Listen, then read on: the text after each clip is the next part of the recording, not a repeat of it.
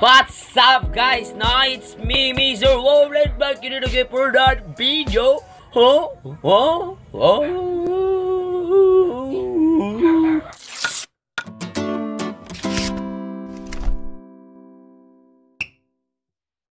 Tayo na guys, no? Pag-uusapan natin ngayon ay mga tips for the new vloggers. Wow! Vlogger na yan, ano talagang vlogger talaga yun, no? Parang tangi. What the fuck? So ayan guys, no? Pag-uusapan natin ng mga tips para maging isang vlogger. Ayan, itong pagbibigay ko ng tips ay payong 4K subscriber lang to, ha? Hindi to payong 100 subscriber. Ayan, kung nagustuhan yung tips ko, like and share, subscribe nyo na ang aking channel. Ayan. So ayan, kung tayo magsimula na, tayo na nga magsimula. Dahil kailangan natin magsimula. Okay. Let's go! At ayan nga guys, no, ang ating first tips na, no? Tips natin sa ating pinakaunang-unang tips. Dahil siya una nga, no? Una. Siyempre. What the fuck? Una.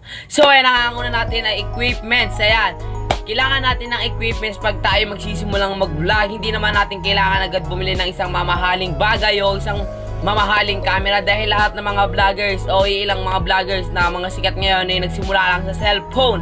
Nakagaya ko na nagpifilm lang din ako sa cellphone. Ayan, kung kailangan mo ng iba pang mga di mo kailangan na dapat mong kailanganin ay mag-recycle ka lang. Hindi mo kailangan bumili. Ayan, bibili ka lang kapag talagang kailangan mo na. O kaya nakaluwag-luwag ka na. So yung mga gamit ko dito is para mga recycle lang. Ayan, katulad ng aking mic na gamit ngayon. Recycle lang yan. Pati itong aking mouth clip na yan. Tawag ba na yun? Mouth clip ba yun? Ayan. Glue lang yan. Glue, tas glue ano pala? Stick. Well, tawag din. Basta yung stick na ano, nakalimutan ko. Stick glue, ayan. Stick glue lang ginamit ko dito. Ayan, para mag-lock siya. Ayan lang gamit ko. Tas pinintiroan ko. Ito namang mic ko, ayan. Nakita niyo naman, 'di ba? Yung video natin nung setup ko sa vlogging setup ko, ito siya. Makikita niyo siya doon. Pero ano natin 'to. Magkakaroon tayo ng video nito na kung how to make a DIY mic. Ayan. So balik tayo sa ating topic. Ayan, hindi mo kailangan ng mga bagay na mamahalin. Ang walang talaga yung maging madiskarte at maging resourceful. English na naman tayo din, mga partay. So ayan, tip number 2 is yung content. Ayan, content na isa sa pinakamahirap sa isang vlogger, no? Sa mga vlogger na katulad ko at katulad na ibang vlogger dyan, na mahirap talaga ang mag-isip ng content. Dahil ang content na yan ay ayun, magbibigay kulay sa video mo. Dahil kapag wala kang content, walang kwenta yung video mo, walang manonood dyan. Kaya kailangan mo mag-isip ng content na bagay sa panahon o sa tingin mo makakatulong dun sa iba. Makakatulong sa iba na basta kung ano man yan. O kaya yung mga vlog, yung kung saan ka pupunta, kung anong ginagawa mo sa araw-araw. Ayan, pwede ka naman kasi mag daily vlogs, or kung gusto mo mag daily vlogs. Hindi. May dalawa kasi yan. Ang daily vlogs yan, kailangan araw-araw ka dyan mag-vlog. Ako kasi ano lang ako, weekly vlogs dahil nahihirapan nga ako mag-isip ng content. Ayan. So, let's go na tayo sa ating pangatlo. Ayan, syempre, kung marunong ka maggawa ng content, kailangan marunong ka rin mag-edit. Kasi yung pag-edit na yan magdadagdag ng flavor dyan sa video mo. Yan yung magbibigay ng attract yung mga tao na panoorin yung video mo pag may mga edit ka. Dahil yung pag-edit na yan, magbibigay ng flavor. Dahil magbibigay siya ng dagdag siya ng flavor. And doon na tayo sa ating pang-apat.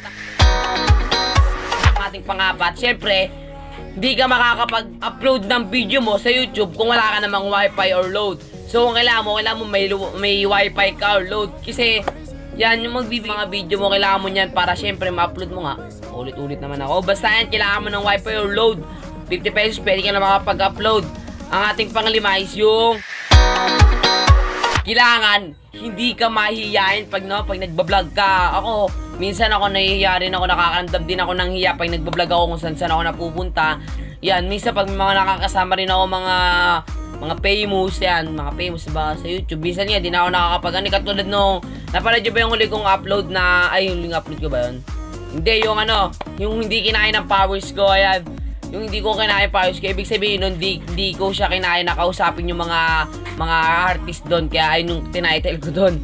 Yan, kailangan hindi ka talaga mahihayin. At ating panghuling tips natin ay wag ikumpara ang sarili, no? Wag mo ikukumpara yung sarili mo sa mga famous vlogger na yun. Dahil mga vlogger na yun, matatagal na yung vlogger na yun. Mga taon yung inabot nun bago sila naging ganun, bago nila naabot yung pagiging ganun. At isa pa, wag kang maiinggit sa kanila dahil meron kang sariling kakayahan na hindi nila kaya, na ikaw lang yung nakakagawa. Kaya wag kang panghinaan ng loob, ituloy mo lang yan kung ano yung ginagawa mo, kung ano kang buhay mo ng puso mo, isip mo, niloko ka lang ng trupa mo.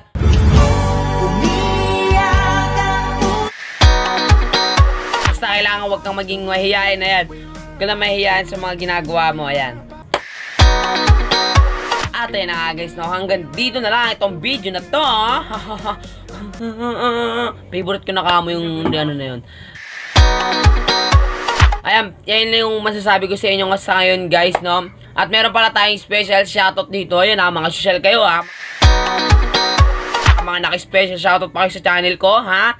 Hindi, joke lang. Ito ang unang-una natin siya shoutout, si Jerich Arjen. Alam kong kilala nyo to, ito yung nagpairam sa atin ng camera dun sa ating nag-photoshoot kami at saka dun sa Try Not To Loud Robert White Edition. Ayan, siya yung nagpairam ng camera sa atin at siya rin yung nagbigay sa atin ng bagong tripod, no? Bagong tripod, binigyan na tayo ng bagong tripod. Ayan, nandito yung picture. Ayan, binigyan niya tayo ng bagong tripod at saka shoutout din pala kay Yams Mendoza. Ayan, idol yan. Baguhan lang din siya sa pagbablog. Ayan, sana tulungan niya si Yams Mendoza sa channel niya. I-visit nyo na lang. Ayan, may matutulungan din kayo niyan sa mga vlog niya. So, ito pa. Itong tropa ko, itong classmate ko lang na gusto pa talagang i-shoutout yung ano niya, no? Shoutout kita kasi wala ka pa naman video dito sa channel ko. Ayan, kay Angelo Crongs. Ayan, visit niyo si Angelo Crongs. Visit niyo yung channel niya. Ayan, salamat sa kaibigan ko yan dahil naasahan ko yun siya sa mga bagay na kailangan ko siya. Oo. Basta ayun na nga guys, no, hanggang dito lang. Maraming salamat sa inyo guys. Ayan, kung magpapa-shoutout, mag-comment na lang kayo dyan sa baba. Ayan, at shoutout natin kayo. Shoutout ko kayo sa ating next video ulit. Ayan, at bye-bye!